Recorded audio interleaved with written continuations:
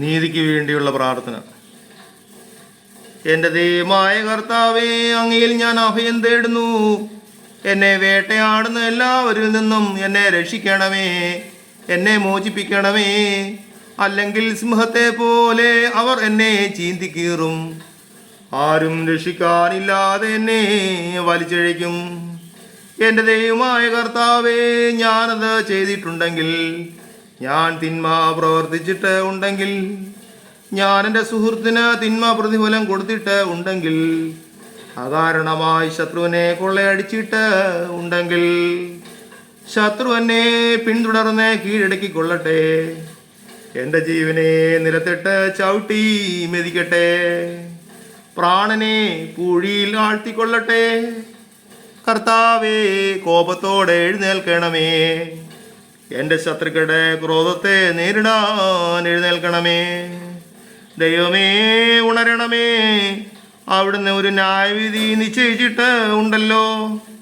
ജനതകൾ അങ്ങയുടെ ചുറ്റും സമ്മേളിക്കട്ടെ. അവർക്ക് മുകളിൽ ഉയർന്ന സിംഹാസനത്തിൽ അവിടുന്ന് ഭൂഷണനാകണമേ. കർത്താവ് ജനതകളെ വിധിക്കുന്നു. കർത്താവേ, എൻ്റെ നീതിനിഷ്ഠയ്ക്കും സത്യസന്ധതയ്ക്കും ഒത്തവിധം എന്നെ വിധിക്കണമേ.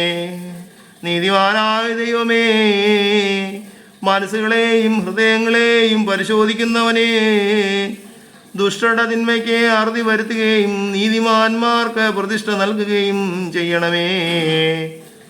ഹൃദയ നിഷ്കളങ്കതയുള്ളവരെ രക്ഷിക്കുന്ന ദൈവമാണ് എൻ്റെ പരിച. ദൈവം നീതിമാനായ ന്യായാധിപനാണ്. അവിടുന്ന് ദിനംപ്രതി രോഷം കൊള്ളുന്ന ദൈവവുമാണ്. മനുഷ്യൻ മനസ്സ് ഉതിരുന്നില്ലെങ്കിൽ അവിടുന്ന് വാളിന് മൂർച്ച കൂട്ടും. അവിടുന്ന് വില്ല് കുലച്ച് ഒരുങ്ങിയിരിക്കുന്നു. അവിടുന്ന് തൻ്റെ ശരങ്ങളെ തീയമ്പുകളാക്കി മാരകായുധങ്ങൾ സജ്ജമാക്കിയിരിക്കുന്നു. ഇതാ, ദുഷ്ടൻ തിന്മയെ ഗർഭം ധരിക്കുന്നു, അധർമ്മത്തെ ഉദരത്തിൽ വഹിക്കുന്നു, വഞ്ചനയെ പ്രസവിക്കുന്നു.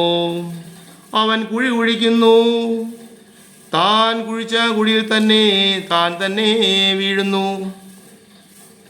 അവൻ്റെ ദുഷ്ടത അവൻ്റെ തലയിൽ തന്നെ പതിക്കുന്നു, അവൻ്റെ അക്രമം അവൻ്റെ നെറുകയിൽ തന്നെ തറയുന്നു. കർത്താവിൻ്റെ നീതിക്കൊത്ത് ഞാൻ അവിടുത്തേക്ക് നന്ദി പറയും.